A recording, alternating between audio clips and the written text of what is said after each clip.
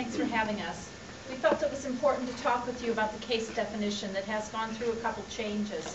This is how local health jurisdictions, when they receive a call from a health care professional reporting a case, according to state law, they have to report a novel influenza A case to the local health district, and it's to be reported immediately by telephone. They have to have followed the CDC case definition. So a suspect case has to have acute febrile illness. They need to have within 7 days of close contact with a confirmed case. So we have one confirmed case in Ohio right now in Lorain County. They have to have within 7 days travel to a community, which means a county in Ohio or in the United States or internationally where there's one or more confirmed cases. And then they have to reside in a community where there's one or more confirmed cases. A case moves to a probable case definition if they do have the acute febrile respiratory illness and are positive for influenza A. We are not recommending rapid testing for influenza A any longer. A confirmed case right now is sent to the CDC for laboratory confirmation, but at some point next week or early in the following week, the CDC will provide us with the laboratory supplies in order to be able to confirm cases in Ohio at our Ohio Department of Health lab. So cases need to meet these definitions before a local health district calls us. There is a map that is available that shows the confirmed cases, the probable, the suspect, and you'll see on the left, not a case.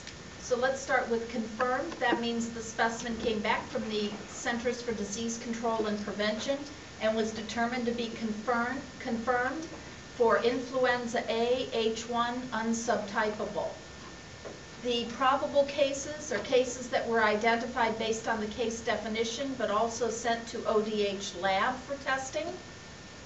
That is a very temporary assignment, probable, because it could be that when it gets to CDC, it is not confirmed. So we're concerned about that definition.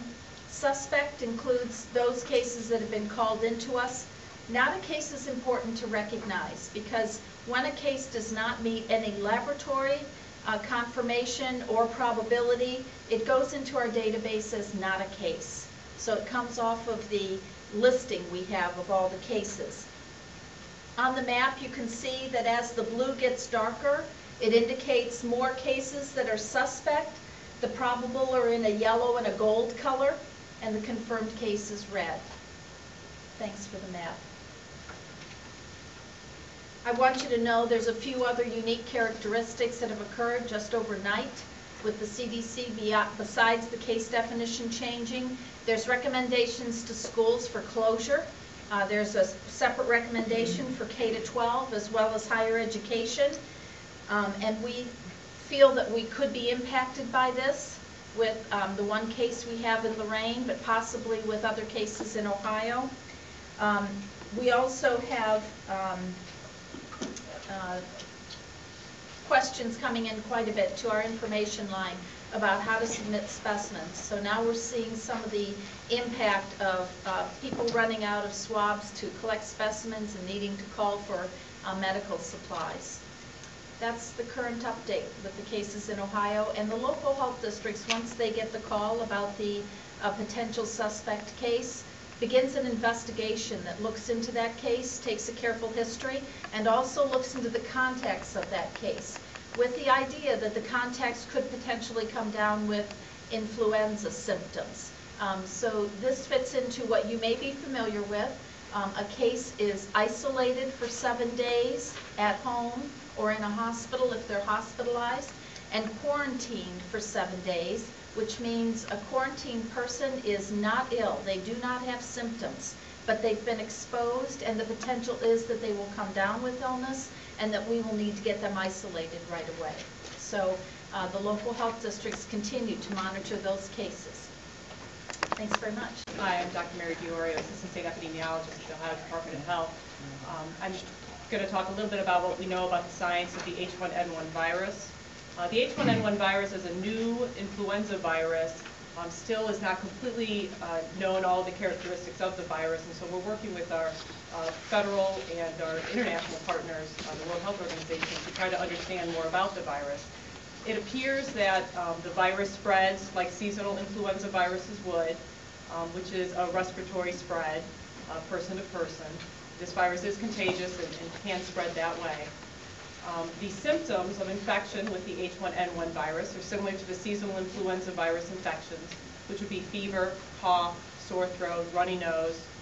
Some people do get more severe infections like pneumonia. There have been some reports of diarrhea or vomiting, but those are rare, and just like the seasonal flu, those symptoms would be rare. The incubation period for a time from when an individual is exposed to the virus and then may develop symptoms is thought to be up to 7 days. But as I said, as this is a new virus, we are still trying to learn all we can about it. So that could be a conservative estimate, but it is thought to be maybe up to 7 days. And that really is the epidemiology that we know about the influenza virus at this time.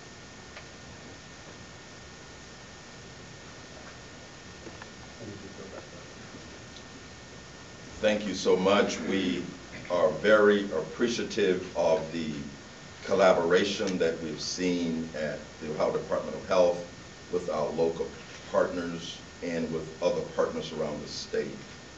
And at this time, we will entertain questions.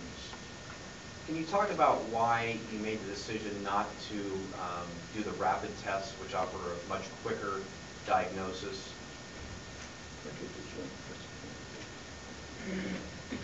I'll answer that question. The rapid test is not going to be a definitive test, and so we really would need to have confirmatory testing done anyway. So if an individual is thought to have swine flu, they would need to have more definitive testing. And by obtaining a rapid test, it does put the provider at some risk in obtaining the test. So